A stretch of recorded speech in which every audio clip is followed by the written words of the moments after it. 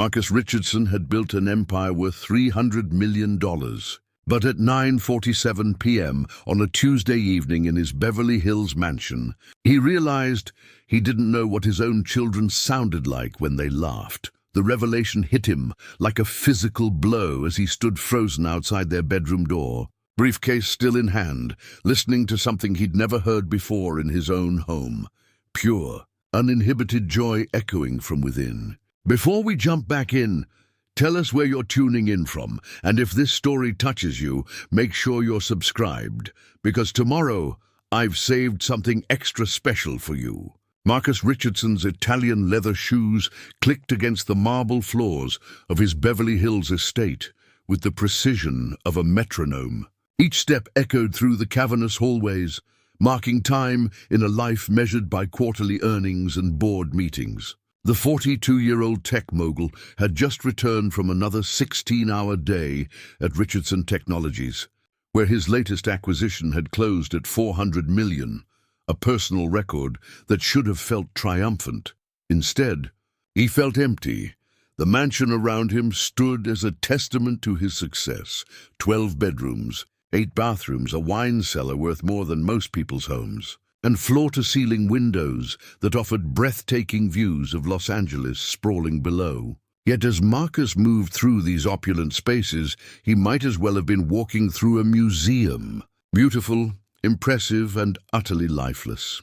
His wife, Victoria, had taken their usual separate bedroom on the East Wing, likely already asleep after her charity gala planning committee meeting. They hadn't shared a meaningful conversation in months, their marriage reduced to logistical coordination and public appearances. Victoria managed their social calendar with the efficiency of a corporate executive, while Marcus funded their lifestyle with the detachment of a benefactor.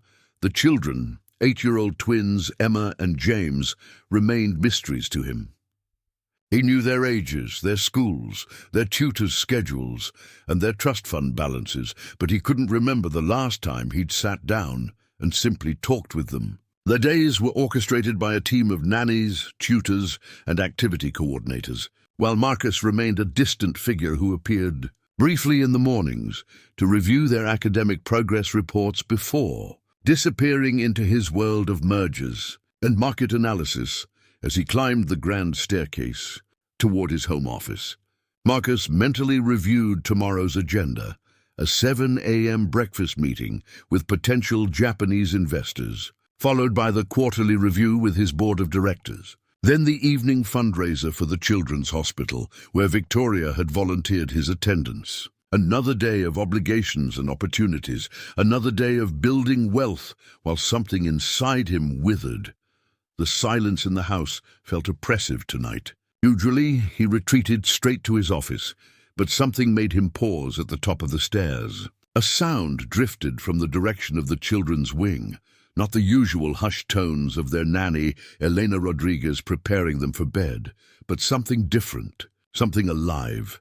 Laughter, not the polite, restrained giggles he occasionally heard during their formal family dinners, but genuine, bubbling laughter that seemed to fill the entire hallway with warmth. Marcus found himself walking toward the sound, drawn by its foreignness in his sterile home environment. Elena had been with the family for 3 years, a quiet woman in her early 30s who managed the children's daily routines with gentle efficiency. Marcus knew little about her beyond her impeccable references and her ability to keep Emma and James on schedule. She arrived each morning at 6:30 and left each evening at 9, maintaining the seamless operation of their household without demanding attention or recognition. In Marcus's world of dramatic personalities and high-maintenance employees, Elena's steady presence had become invisible through its very reliability.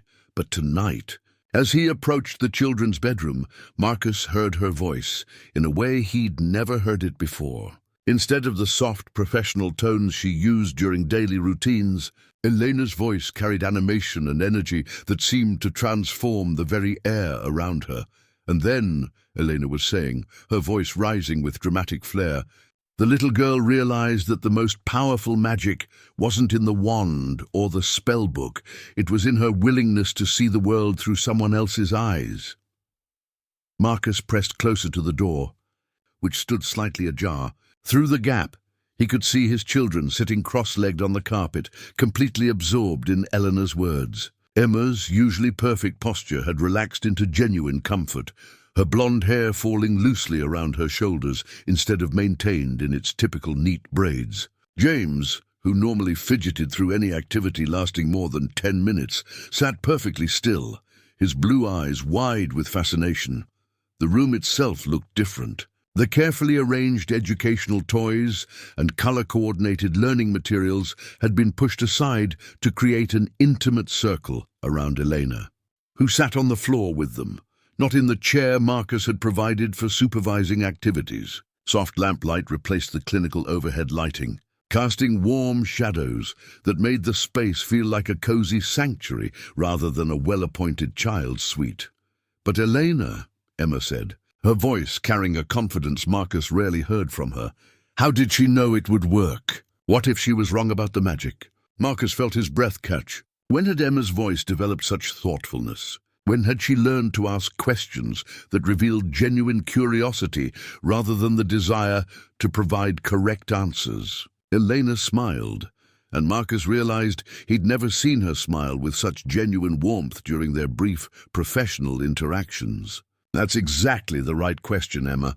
The girl didn't know it would work. That's what made her brave. Sometimes the most important magic happens when we're not sure what will happen next." James leaned forward, his small hands pressed against the carpet. "Like when I was scared to climb the big tree in Central Park, but I did it anyway?" "Exactly like that," Eleanor said, reaching over to gently touch James's shoulder. "You discovered your own kind of magic that day." Marcus's chest tightened. He remembered that day in Central Park barely. It had been during one of Victoria's insisted-upon family outings that he'd spent mostly on conference calls, while the children played with their nannies nearby. He vaguely recalled James pointing excitedly toward a tree. But Marcus had been negotiating a contract merger and hadn't looked up from his phone.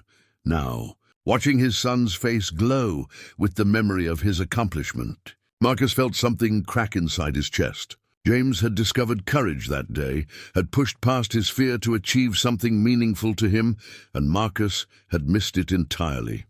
"What book is next?" Emma asked, settling back against a pile of cushions that definitely weren't part of the room's original decor.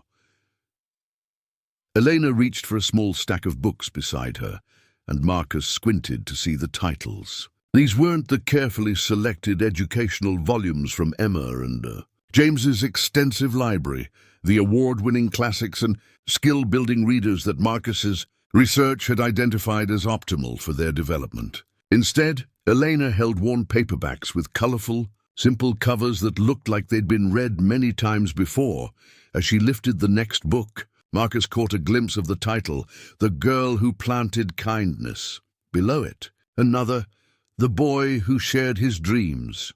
These weren't books from expensive catalogs or recommended reading lists. They looked humble, almost homemade.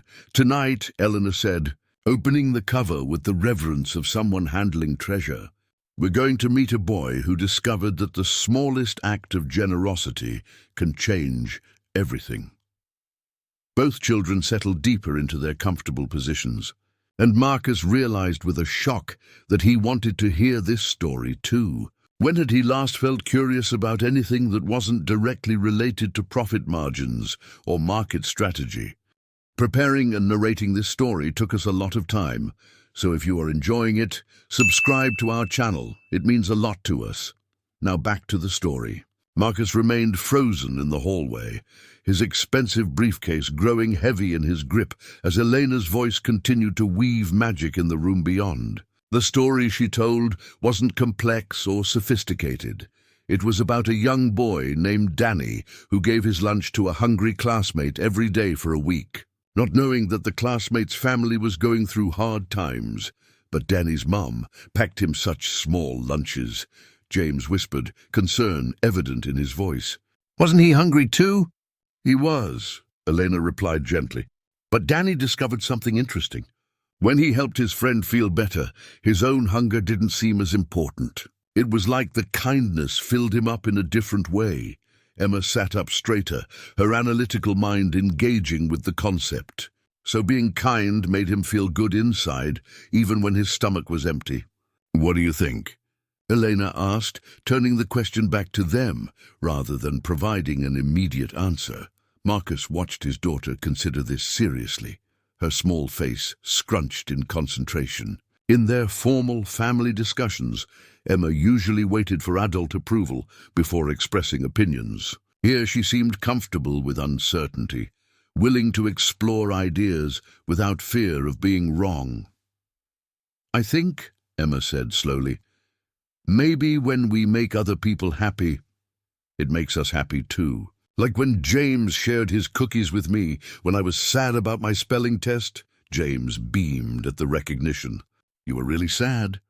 "I remembered how it felt when I was sad, and I didn't want you to feel that way."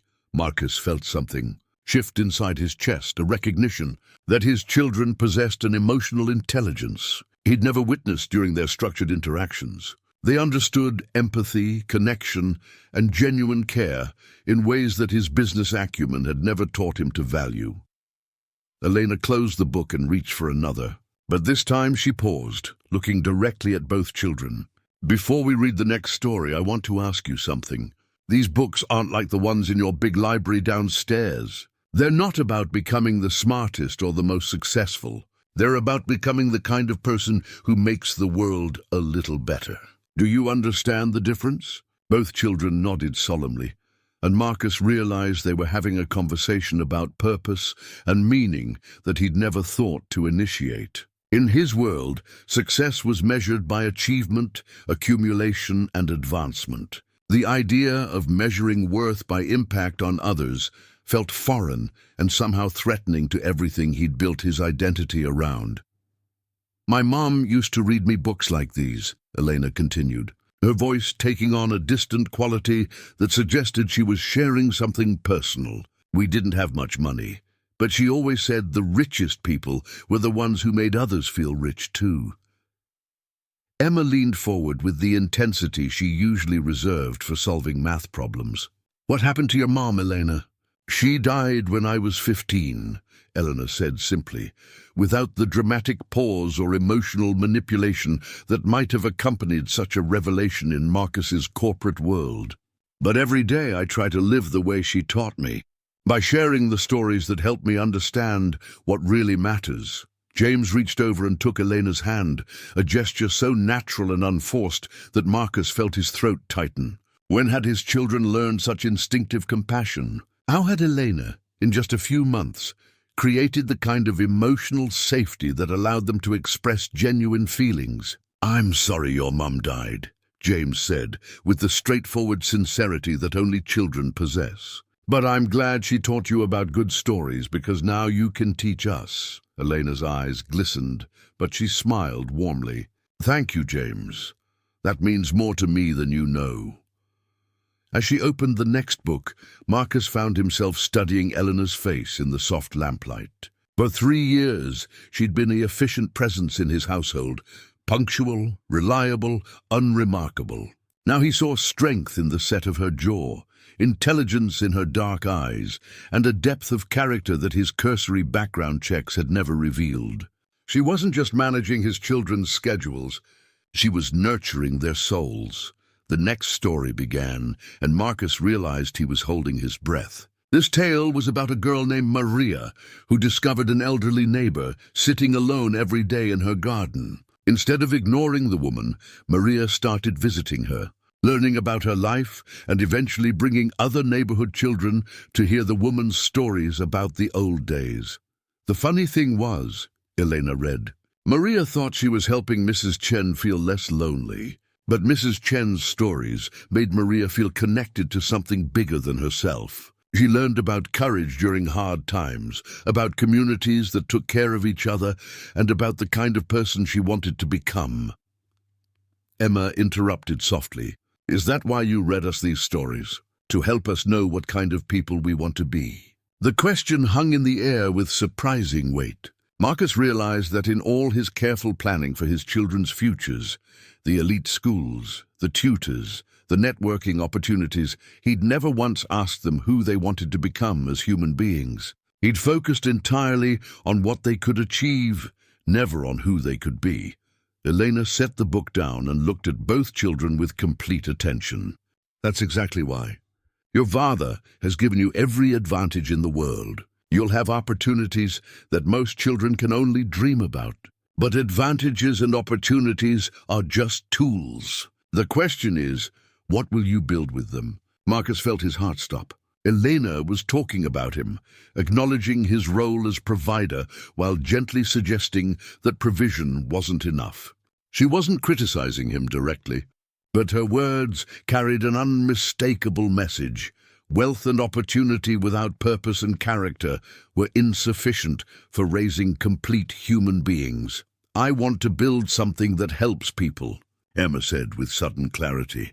Like the hospital where Daddy gives money, but I want to be the person actually taking care of sick children, not just sending checks.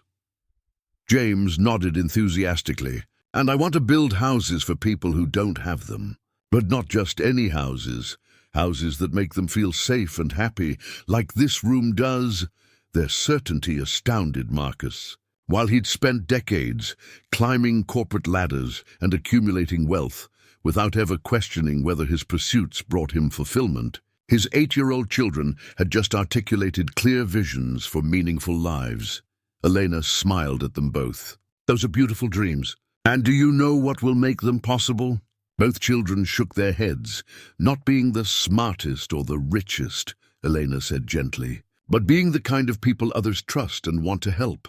Being generous, honest, and brave. Being willing to see problems and do something about them, even when it's hard. As she spoke, Marcus felt something crack open inside him, not painfully, but like an egg hatching. For the first time in years, he found himself questioning not just his priorities, but his entire definition of success. Elena was offering his children something he'd never thought to give them. A framework for meaningful existence that went beyond accumulation and achievement. The clock on the children's nightstand showed nearly 10 p.m., past their usual bedtime, but nobody seemed concerned with schedules tonight. Time had become irrelevant in the face of connection and discovery. Marcus realized he was witnessing something precious and rare, the cultivation of human decency in its purest form. And for the first time in his adult life, he desperately wanted to be part of it. 3 days passed before Marcus could bring himself to act on what he'd witnessed. The memory of his children's voices, so animated, so genuinely engaged, haunted his boardroom meetings and conference calls. He found himself distracted during a crucial presentation to investors from Singapore, his mind wandering to Emma's question about what kind of person she wanted to become. On Friday evening, Marcus made an unprecedented decision. Instead of heading straight to his office after arriving home, he deliberately sought out Elena. He found her in the kitchen, preparing the children's after-school snacks with the same quiet efficiency she brought to all her tasks. "Elena," he said, his voice carrying an unfamiliar uncertainty. "Could we talk?" She looked up from cutting apple slices, her expression politely attentive but guarded. In 3 years of employment, their conversations had never extended beyond scheduling and logistics. "Of course, Mr. Richardson. Is there something wrong with Emma or James?" "No, nothing's wrong," Marcus said quickly, then paused. How could he explain that he'd been eavesdropping on bedtime stories? How could he articulate that he'd discovered his own children were strangers to him? "I wanted to discuss the books you've been reading to them." Elena's hands stilled on the knife. A flicker of concern crossed her face, the look of someone who feared they'd overstepped boundaries they hadn't realized existed. "I hope that's all right. The children seem to enjoy stories, and I thought—" "It's more than all right," Marcus interrupted, surprising them both with his intensity. "Eleanor, where did those books come from?" She studied his face carefully, as if trying to determine whether this was an interrogation or genuine curiosity. "I wrote them," she said finally. The admission hit Marcus like a physical blow. "You wrote them?" "During my breaks on weekends," Eleanor explained, her voice gaining strength as she continued. I started writing stories when I was caring for my younger cousins after my mother died. Children need more than just entertainment. They need stories that help them understand how to be good people. The books in stores are either too focused on adventure without meaning or too preachy without heart. So I began creating stories that felt real but taught important lessons. Marcus stared at her, recalibrating everything he thought he knew about the quiet woman who'd been caring for his children. "You're a writer." "I'm a nanny who writes," Eleanor corrected gently. "Writing doesn't pay rent or buy groceries. But it feeds something else, something important." The distinction struck Marcus profoundly. Elena had chosen practical necessity over passion, yet she hadn't abandoned her calling entirely. She'd found a way to integrate her true purpose into her daily work, enriching his children's lives with her gifts while maintaining financial stability. "Elena," Marcus said, sitting down at the kitchen counter, another unprecedented action in their professional relationship. "I need to ask you something, and I want you to be completely honest. What do you see when you look at Emma and James?" The question seemed to surprise her. She set down the knife and considered her answer carefully. "I see two brilliant children who are hungry for connection and meaning. They're incredibly smart, not just academically, but emotionally. They understand fairness, they feel deeply for others, and they ask questions that show they're thinking about big concepts like purpose and responsibility." "And?" Marcus prompted, sensing there was more. Elena hesitated, then seemed to make a decision to trust him with the truth. "And I see children who are being prepared for success, but not for significance. They can recite facts and solve complex problems, but they're not learning how to navigate relationships or find fulfillment. They're being trained to achieve without being taught why achievement might matter." The words landed with devastating accuracy. Marcus felt exposed, as if Elena had diagnosed a problem he'd been unconsciously aware of, but unable to articulate. "What would you do differently?" "With respect, Mr. Richardson, that's not my place to—" "I'm asking your opinion, not questioning your boundaries," Marcus said firmly. "If these were your children, what would you do differently?" Elena looked at him for a long moment, and Marcus could see her making a choice between professional safety and honest engagement. "I would give them more opportunities to fail safely," she said finally. "Right now, their lives are so structured, so optimized for success, that they never get to struggle with real challenges or develop resilience. I would let them get bored sometimes, so they could learn to create their own entertainment and discover their own interests." She paused, then continued with growing confidence. "I would also give them more contact with people who have different life experiences. Everyone in their world, tutors, coaches, classmates, comes from similar backgrounds. They're learning to navigate only one type of environment."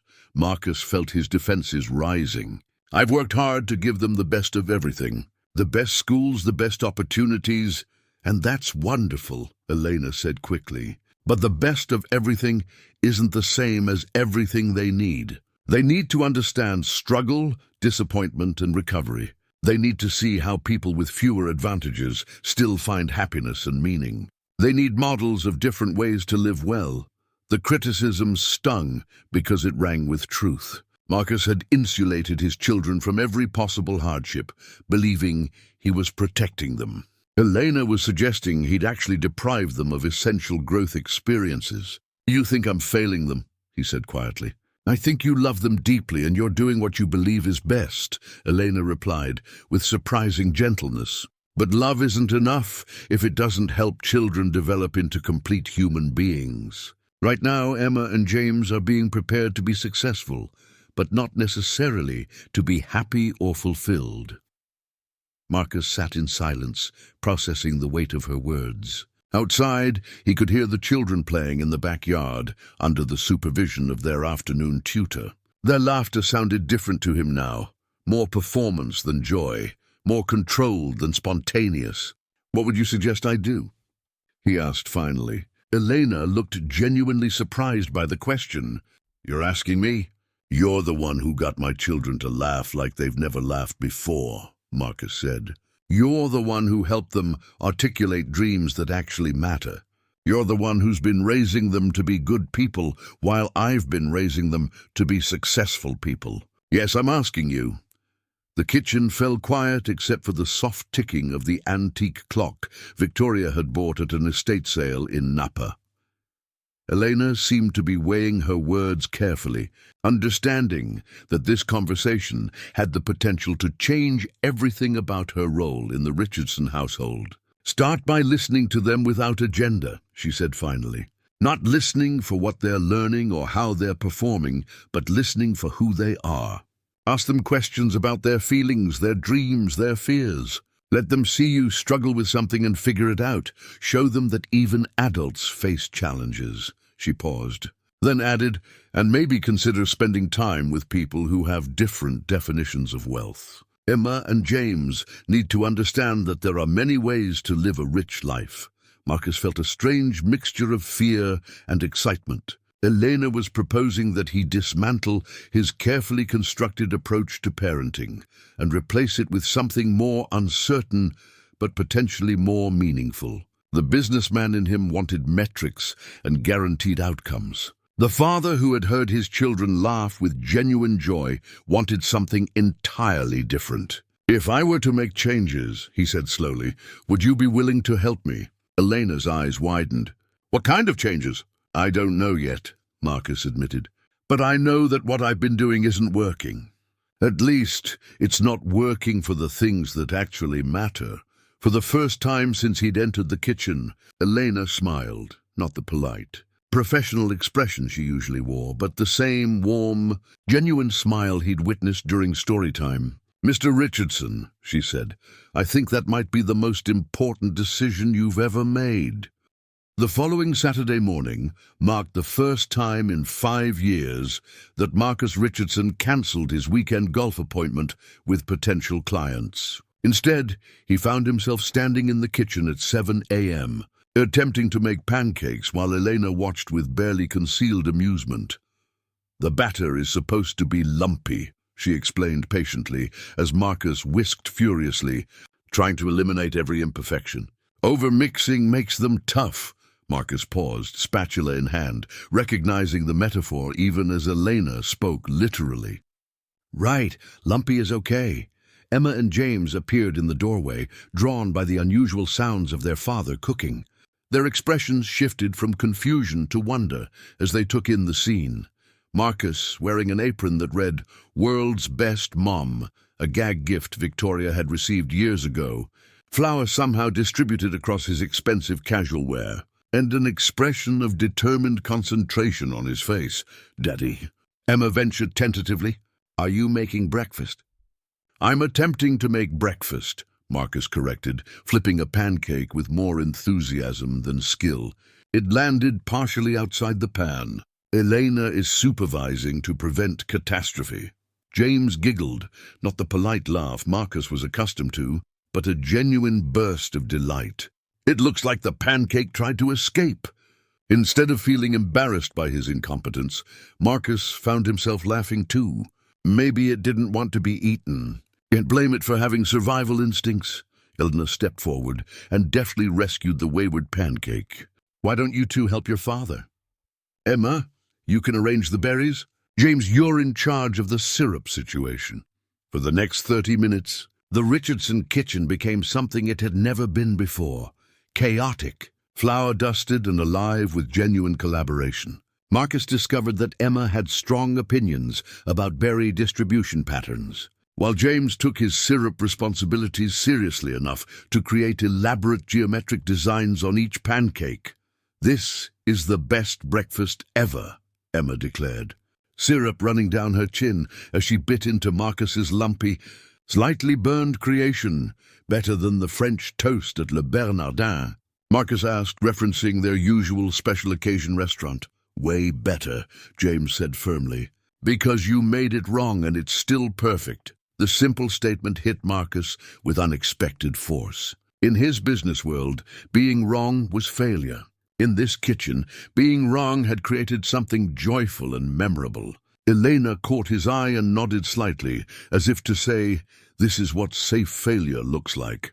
After breakfast, Elena suggested a walk to the local farmer's market, another departure from their usual Saturday routine of structured lessons and supervised activities. Victoria had taken an early flight to San Francisco for a board meeting, leaving Marcus genuinely responsible for the children for the first time in months. The farmer's market in Santa Monica was a revelation. Marcus had driven past it countless times without truly seeing it, dismissing it as an inefficient way to purchase produce when high-end grocery stores offered everything delivered. Now, walking between the stalls with Emma and James, he witnessed their fascination with the elderly man selling heirloom tomatoes who let them taste different varieties, and the young woman with paint-stained fingers who sold honey and told stories about her beehives.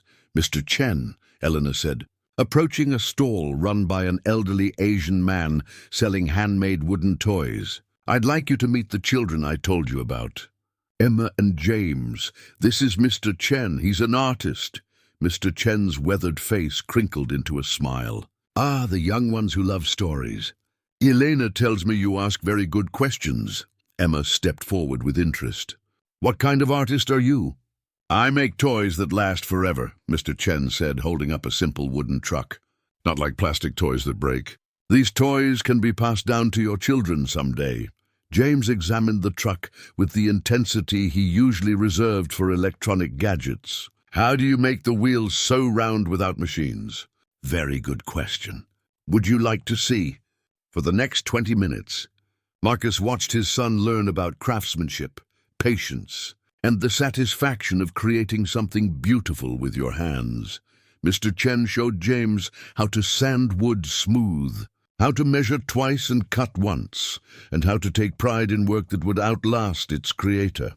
Meanwhile, Emma had discovered Mrs. Rodriguez, a woman who sold vegetables she grew in her backyard and donated half her profits to the local food bank.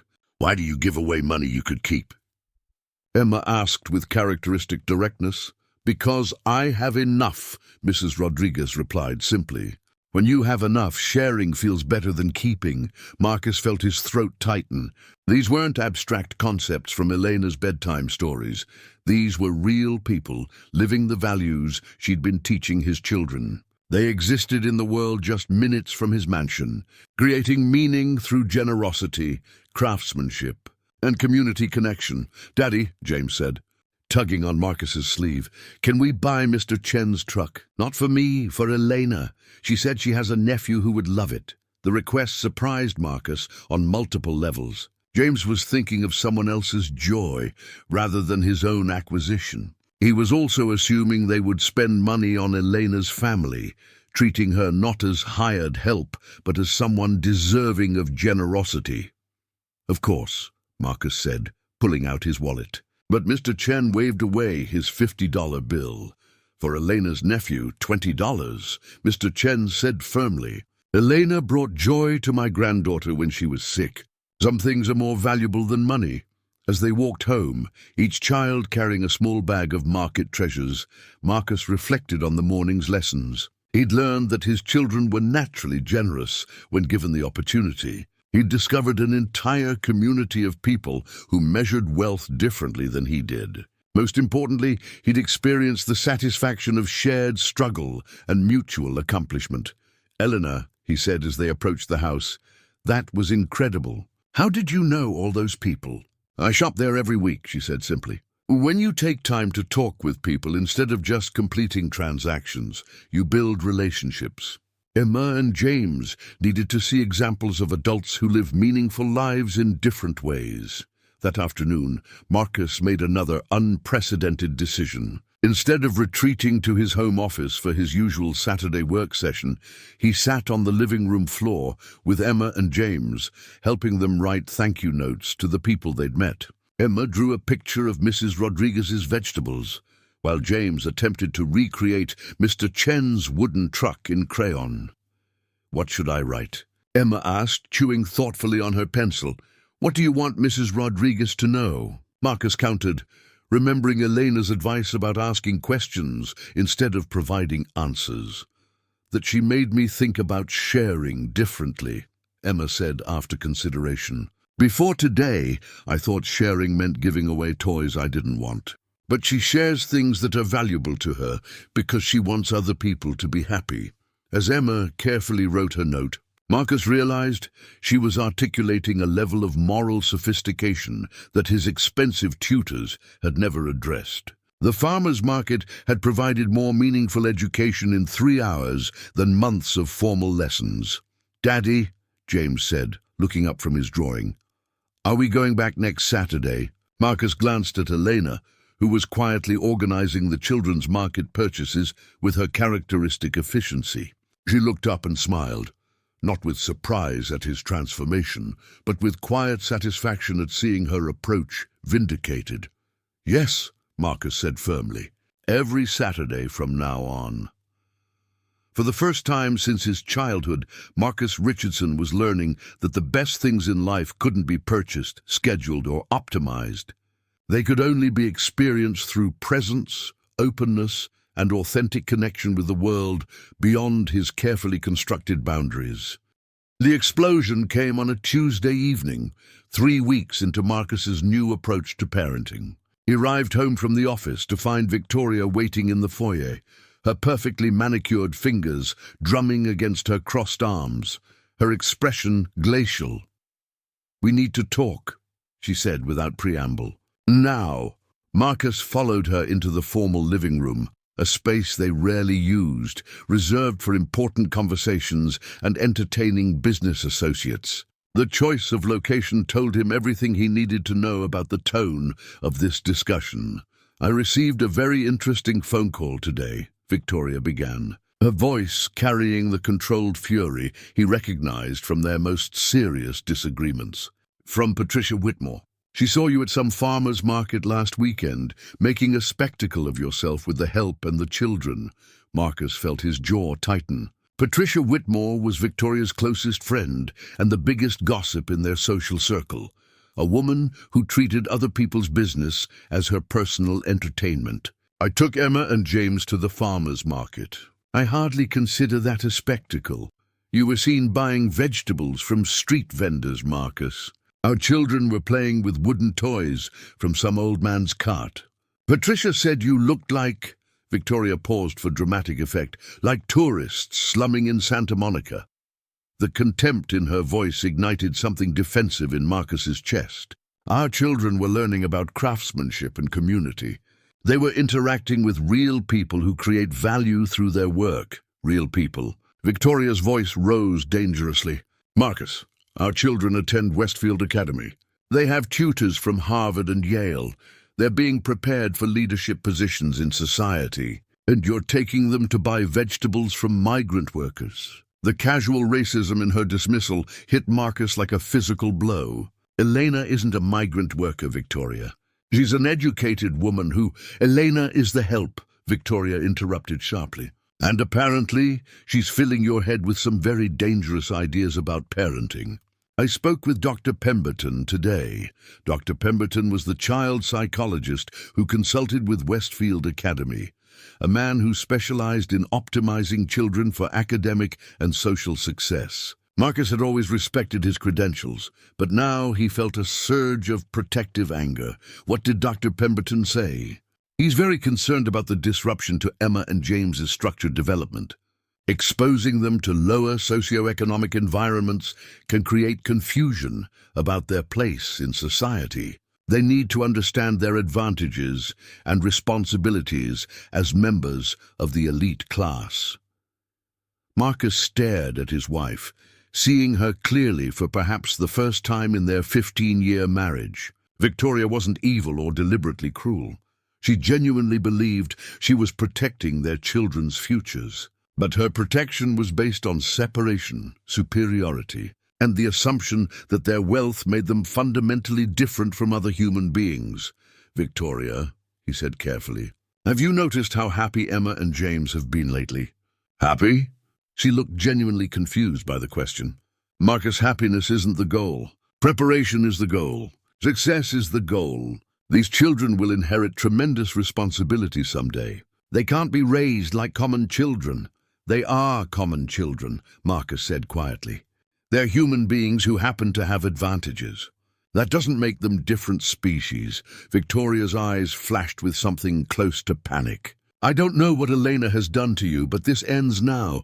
I've made arrangements with the Whitmore family. Emma and James will spend their weekends at the Whitmore estate in Montecito, where they can socialize with appropriate peers and engage in appropriate activities.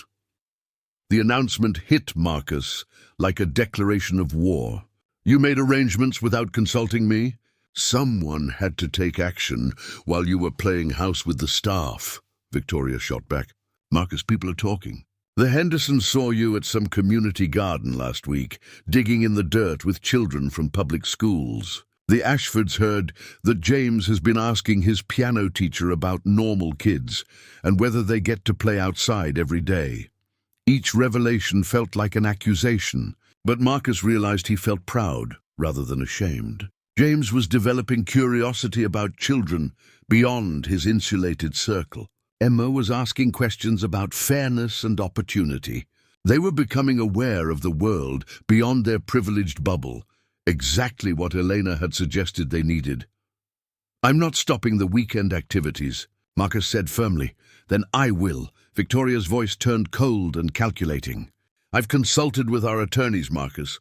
If you continue to expose our children to inappropriate influences and destabilize their development against professional advice, I can petition for sole custody based on your questionable judgment. The threat landed with devastating precision. Marcus knew Victoria well enough to understand she wasn't bluffing.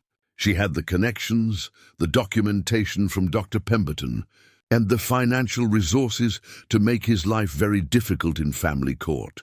You would take our children away from me because I'm teaching them empathy. I would protect our children from your midlife crisis, Victoria replied without hesitation. Marcus, you built a technology empire. You provide for this family beyond most people's wildest dreams. But suddenly you want to pretend we're ordinary people who shop at farmers' markets and associate with household staff. It's not sustainable, and it's not fair to Emma and James.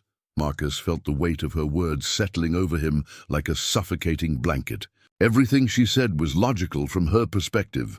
He had been disrupting their children's carefully planned development. He was asking them to question the assumptions their entire social world was built upon. From Victoria's viewpoint, he was destabilizing everything they'd worked to create. What about Elena? He asked quietly. Elena will continue in her proper role, Victoria said decisively. Childcare, meal supervision, schedule management. No more storytelling, no more field trips, no more philosophical discussions about poverty and sharing. If she can't accept these boundaries, we'll find someone who can. The thought of losing Elena and returning to the sterile, achievement-focused household they'd maintained before felt devastating. But the thought of losing Emma and James entirely was unbearable. I need time to think, Marcus said finally.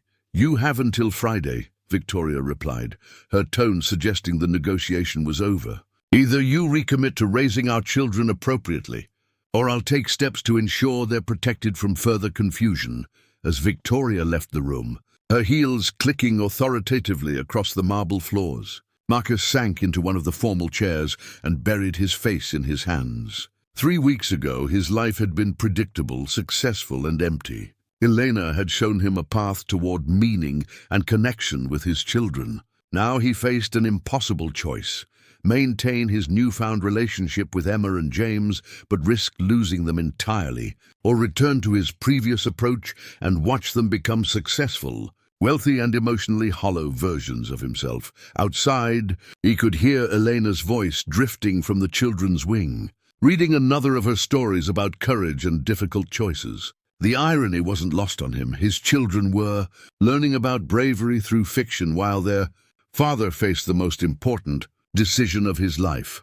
Marcus had always prided himself on making smart business decisions based on calculated risks and potential returns. But this wasn't business. This was about the kind of man he wanted to be and the kind of father his children deserved. For the first time in his adult life, Marcus Richardson faced a choice where money, connections, and strategic thinking couldn't guarantee the outcome he wanted.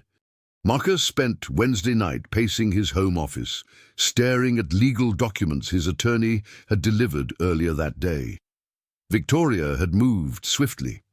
The custody petition was already drafted, complete with affidavits from Dr. Pemberton about disruptive parenting practices and character references from prominent families in their social circle. She wasn't bluffing.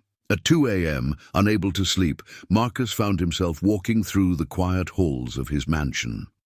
He paused outside Emma and James's room, remembering the laughter he'd heard just weeks ago. Inside, his children slept peacefully, unaware that their world was about to change dramatically one way or another. He continued to Elena's quarters, a modest apartment above the garage that he'd never visited before. Light showed under her door, and he could hear the soft clicking of keyboard keys.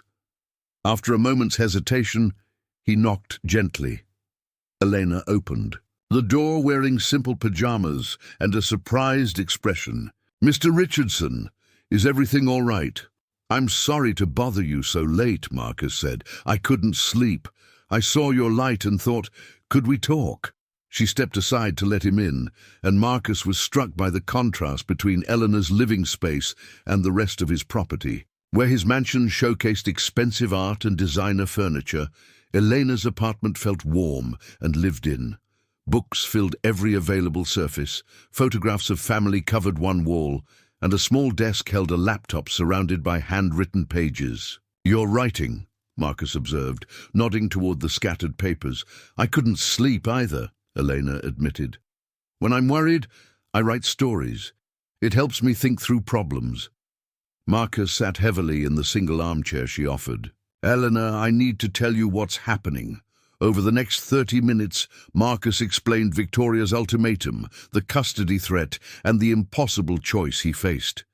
Elena listened without interruption, her expression growing more troubled as he spoke. "I see," she said finally. "So you have to choose between the father you've become and the father you're legally allowed to be." The simple statement crystallized his dilemma perfectly. "Elena, I can't lose them. Whatever else happens, I can't lose Emma and James." "Of course not," Elena said gently. "But Marcus, can I ask you something? What do you think will happen to them if you go back to the old way?" Marcus had been avoiding this question for 2 days. "They'll be successful. They'll have every advantage. They'll be prepared for leadership and responsibility. Will they be happy?" The question hung in the air between them. Marcus thought about Emma's animated discussions at the farmer's market, James's pride in his thank you note to Mr. Chen, their genuine laughter during the chaotic pancake breakfast. "No," he said quietly, "they'll be accomplished, but they won't be happy. They'll be prepared for success, but not for meaning."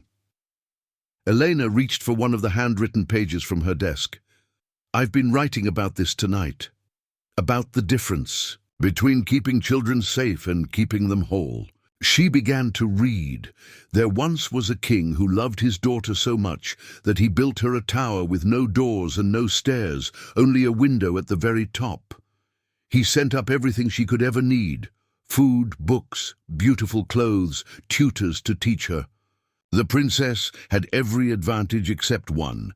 She could never touch the ground, never feel rain on her skin, never meet another person her own age." Marcus leaned forward, recognizing the parable's relevance to his situation. Elena continued.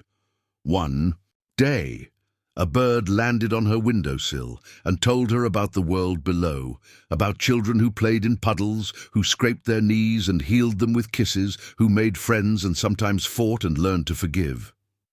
The princess realized that her father's love had become a prison." "What happened to her?" Marcus asked. "She had to choose between safety and freedom, between her father's version of love and her own version of life." Elena set down the paper and looked at Marcus directly. "The question is, what kind of love serves children best? The kind that protects them from everything, or the kind that prepares them for anything?" Marcus felt something shift inside his chest. Not the crack of revelation he'd experienced before, but something deeper and more fundamental. A realignment of his understanding of parental responsibility. "Elena," he said slowly, "what if there's a third option?" "What do you mean?" Marcus stood and began pacing the small room, his mind racing with possibilities. Victoria's entire argument is based on the assumption that our world and the regular world are separate. That Emma and James have to choose between elite preparation and human connection. But what if that's a false choice? Elena's eyes brightened with interest. "Go on. What if we could give them both? What if they could maintain their advantages, while also developing genuine character and empathy?" Marcus turned to face her, excitement building in his voice. "Elena, you've been showing them examples of people who create meaning through their work.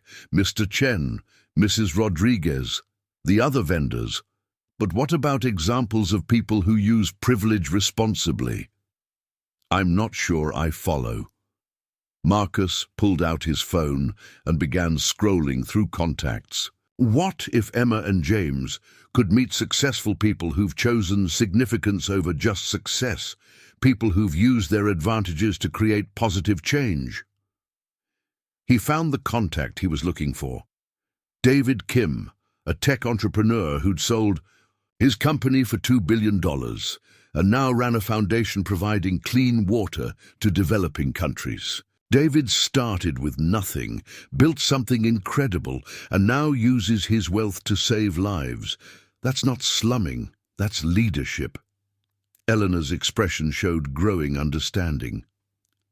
"You're talking about role models who bridge both worlds." "Exactly. Sarah Chen from the investment firm. She grew up in Chinatown, earned a Harvard MBA, and now mentors underprivileged kids while running a billion-dollar fund.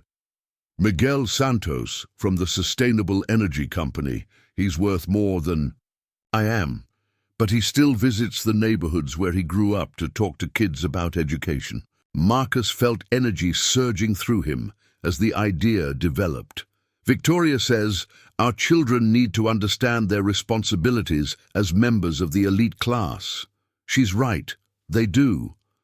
But real responsibility means using their advantages to help others, not just to maintain their own status." Elena smiled for the first time since he'd knocked on her door. "You're talking about teaching them to be leaders instead of just teaching them to be wealthy."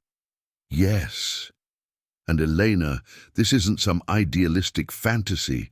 These are real people in our world. Successful, respected, financially secure people who've chosen to define success differently." Marcus sat back down, his mind clarifying with each word. "I can introduce Emma and James to a dozen people who prove that character and success aren't mutually exclusive." "What about Victoria's objections?" Marcus felt a smile tugging at his lips. How can she argue against Emma and James learning from billionaire philanthropists and social entrepreneurs? These aren't inappropriate influences. These are the most successful people in the world who happen to care about more than just money. Elena leaned back in her chair, her expression thoughtful. "It's brilliant, Marcus. You're not rejecting your world. You're expanding it to include the best parts of both worlds.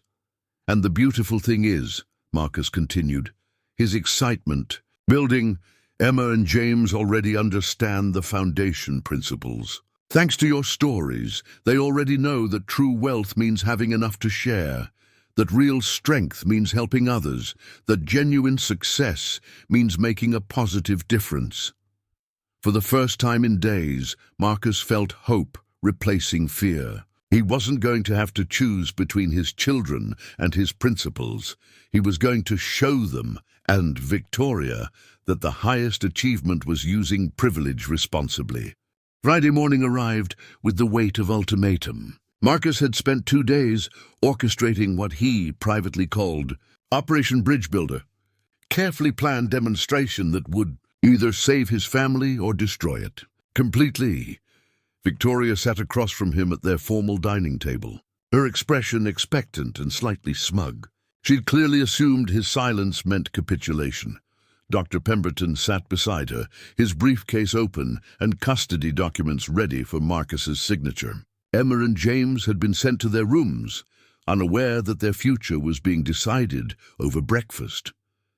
"I'm glad you've come to your senses," Victoria began, reaching for the papers. "Dr. Pemberton has prepared a comprehensive development plan that will get the children back on track." "Actually," Marcus said calmly, "I've prepared something different." Victoria's hand froze above the documents. "Marcus, we agreed I had until today to make a decision," Marcus interrupted. "I'm making it now." He pulled out his phone and sent a text message. Within moments, the doorbell rang. Elena appeared at the dining room entrance, her expression carefully neutral. "Mr. Richardson," she said formally. "Your guests have arrived." Victoria looked confused. "What guests?" "The people I want Emma and James to learn from," Marcus said, standing. "Elena, would you bring the children down, please?" As Eleanor left to collect Emma and James, Marcus faced his wife and Dr. Pemberton. "Victoria, you're absolutely right that our children need to understand their responsibilities as privileged members of society. You're right that they need appropriate role models and preparation for leadership. Where we disagree is on what leadership actually means." The front door opened, and Marcus heard familiar voices in the foyer. His first guest was David Kim, the clean water entrepreneur whose foundation had saved over 2 million lives. David's casual confidence and warm smile had made him one of Marcus's favorite business associates. Though they'd rarely socialized outside professional settings, behind David came Sarah Chen, whose investment firm managed over $50 billion, while her personal foundation provided scholarships to first-generation college students. Sarah's elegant presence and sharp intelligence commanded respect in every room she entered. The third guest was Miguel Santos, whose sustainable energy company had revolutionized solar technology while creating jobs in underserved communities. Miguel's genuine warmth and infectious enthusiasm made him popular at every industry gathering. Victoria stared at the trio with obvious confusion. She recognized them all. They were frequent fixtures at high-end charity galas and business conferences. "I don't understand. What are they doing here?" "They're here to meet Emma and James," Marcus said, as his children appeared on the staircase, Elena behind them. "David, Sarah, Miguel, I'd like you to meet my children." Emma and James descended the stairs with curiosity rather than the nervous formality they usually displayed around their parents' associates. Elena's influence had taught them that interesting people came in all forms, and they approached these strangers with genuine interest. "Hello," Emma said politely, offering her hand to David. "Are you friends of our father?" David shook her hand seriously. "We work in similar businesses. But I'm really here because your father tells me you're interested in learning about making the world better." James perked up immediately. "Elena has been teaching us about people who help others." "Are you one of those people?" Sarah laughed delightfully. "I try to be." "James, what kind of helping interests you most?" As the children began engaging naturally with the guests, Victoria pulled Marcus aside. "I still don't understand what you're trying to prove," she whispered urgently. "Watch," Marcus said simply. Over the next hour, something magical unfolded in the Richardson living room. David showed Emma and James photos from his water projects in Kenya, explaining how clean water prevented disease and allowed children to attend school instead of walking miles to collect dirty water from wells. Emma's analytical mind immediately grasped the interconnection between basic needs and educational opportunity. "So by solving one problem, you solve many problems," she said thoughtfully. "That's efficient." "Exactly," David replied. "The best solutions work on multiple levels." Meanwhile, Sarah had James completely absorbed in her explanation of how investment decisions could create positive social impact. "When we choose to fund companies that treat their workers well and protect the environment, we're not just making money, we're using money to encourage good behavior. It's like voting with dollars," James said, his eyes bright with understanding. "That's a perfect way to put it," Sarah said, impressed. "You're a smart young man." Miguel had brought his guitar and was teaching both children a song he'd learned from workers at his solar installation sites. The simple melody carried lyrics about sunshine and shared energy, and soon Emma and James were singing along, their voices blending with Miguel's rich baritone. Dr. Pemberton watched the interactions with visible confusion. These weren't the inappropriate influences he'd been warned about. These were accomplished, wealthy, successful people who happened to care about social impact. His prepared arguments about protecting the children from lower class values evaporated in the face of billionaire philanthropists singing folk songs.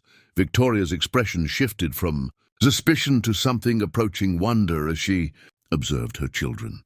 Emma was asking sophisticated questions about resource allocation and systemic solutions. James was demonstrating empathy and global awareness that rivaled many adults. Neither child seemed confused or destabilized. They seemed energized and intellectually stimulated.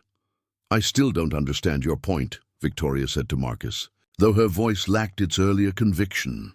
"My point," Marcus said gently, "is that our children can have both. They can maintain every advantage we've given them, while also developing genuine character and social awareness. They can be prepared for leadership that actually leads somewhere meaningful." Elena had positioned herself quietly in the corner, but Marcus could see her subtle smile of satisfaction. The morning was unfolding exactly as they'd hoped, demonstrating that privilege and purpose weren't mutually exclusive. "Mr. Santos," Emma said during a lull in the conversation, "Eleanor reads us stories about people who choose to help others even when it's difficult. You chose to help communities that other energy companies ignored. Was that difficult?" Miguel set down his guitar and considered the question seriously. "Very difficult, Emma. Many people told me it wasn't good business. But you know what? Sometimes the most difficult choices are the most rewarding ones. Like the stories Elena reads us," James added. "The characters always have to choose between easy things and right things." Sarah looked at Elena with new interest. "You're teaching them about moral courage through literature?" "Among other things," Elena replied modestly. David turned to Marcus with obvious respect. "Marcus, I have to say your children are remarkable. They're asking questions that most business school students never think to ask." The observation landed with perfect timing. Dr. Pemberton had been growing increasingly quiet as he witnessed Emma and James engaging with complex social concepts while maintaining their intellectual sophistication. These weren't children being corrupted by inappropriate influences. These were children being prepared for authentic leadership. "Victoria," Marcus said quietly. "Look at them."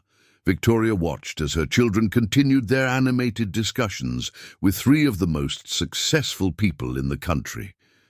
Emma was sketching water purification systems while asking David about scalability challenges. James was helping Miguel tune his guitar while discussing renewable energy storage solutions. For the first time in months, Victoria seemed to truly see her children, not as projects to be optimized, but as human beings developing into remarkable individuals. "They're extraordinary," she whispered, and Marcus heard genuine pride replace calculation in her voice. "They always were," Marcus replied. "We just needed to give them room to show it." 6 months later, the Richardson household bore little resemblance to the sterile mansion Marcus had once called home. The formal dining room had been converted into a family library, where Elena's handwritten stories sat alongside leather-bound classics, and where Emma and James held weekly story circles with children from the local community center. The transformation hadn't happened overnight. After that pivotal Friday morning, Victoria had withdrawn Dr. Pemberton's custody petition, but she demanded proof that Marcus's new approach would actually benefit their children's futures. What followed were months of careful integration, blending the advantages of their privileged position with the character development Elena had begun. Emma, 9, had become something Marcus never could have imagined, a young philanthropist with genuine influence. Her friendship with David Kim had evolved into a formal mentorship, and together they designed a water purification project for a school in Guatemala. Emma's presentation to the school board, delivered with confidence born from farmers' market conversations rather than rehearsed perfection, had secured funding for the entire initiative. "Dad," Emma said one evening as they reviewed the Guatemala project updates, "Mrs. Rodriguez was right about sharing feeling better than keeping. When I think about those kids getting clean water, I feel prouder than when I won the math competition." Marcus looked up from the tablet displaying photos of Guatemalan children using the water systems Emma had helped design. His daughter's face glowed with satisfaction that came from purpose rather than achievement. "Tell me why you think that is." "Because the math competition was just about me being smart," Emma said thoughtfully. "But the water project is about me using my smart to help other people. It feels bigger." James had undergone his own remarkable evolution. His mentorship with Miguel Santos had awakened a passion for environmental sustainability that now influenced the entire household. The boy who once collected expensive toys now built wind turbines from recycled materials and had convinced his parents to install solar panels that produced more energy than the mansion consumed. "We're selling electricity back to the grid now," James announced proudly during Sunday breakfast. "Miguel says our house has become a power station that helps the environment instead of hurting it." Victoria, stirring her coffee with movements that had become more relaxed over the months, shook her head in wonder. "A year ago, I would have worried that solar panels would decrease our property value. Now I'm proud that our neighbors are asking for installation recommendations." The change in Victoria had been perhaps the most surprising development of all. Initially resistant to Marcus's transformation, she'd gradually been won over by witnessing their children's growth into confident, purposeful young people. Her charity work had evolved from social obligation to genuine passion as Emma and James shared their insights about effective philanthropy. "Eleanor," Victoria said, turning to address the woman who now sat at their family table as an equal rather than hired help, "I owe you an apology. I thought you were disrupting my children's development." "I realize now you were completing it," Eleanor smiled warmly. "Mrs. Richardson, you wanted your children to be leaders. We just helped them understand what real leadership looks like." The Sunday family breakfasts had become Marcus's favorite tradition. Unlike their former stilted meals, these gatherings buzzed with genuine conversation about projects, dreams, and discoveries. Emma shared updates from her correspondence with children in Guatemala. James reported on his environmental initiatives at school. Victoria discussed her new role on the board of a microcredit organization that Eleanor had introduced her to. "Speaking of leadership," Marcus said, pulling out an envelope that had arrived that morning. "Emma, this is for you." Emma opened the letter carefully and read aloud. "Dear Miss Richardson, the United Nations Children's Fund would like to invite you to speak at our Youth Climate Summit in New York City. Your water purification project has been selected as an exemplary model of youth-led environmental action." The room fell silent. Emma, not yet 10 years old, had been invited to address an international summit. But instead of the anxious pride that would have characterized Marcus's old response to his children's achievements, he felt deep satisfaction watching Emma process the invitation with characteristic thoughtfulness. "That's incredible." "Sweetheart," Victoria said, her voice filled with genuine awe rather than social calculation, "you'll be representing young people from around the world. Can Elena come with me?" Emma asked immediately. "I want to share some of her stories about choosing courage over comfort. The other kids need to hear them." Marcus exchanged glances with Elena, remembering the shy, overscheduled child Emma had been just months ago. The girl, who now wanted to share stories of moral courage with international audiences, had discovered her own voice through Eleanor's patient guidance. "Of course Elena can come," Marcus said. "In fact, I think it's time the world heard Elena's stories from Elena herself." Elena looked surprised. "Mr. Richardson, I'm not a public speaker. You're a storyteller," James interrupted, with the directness that had become his trademark.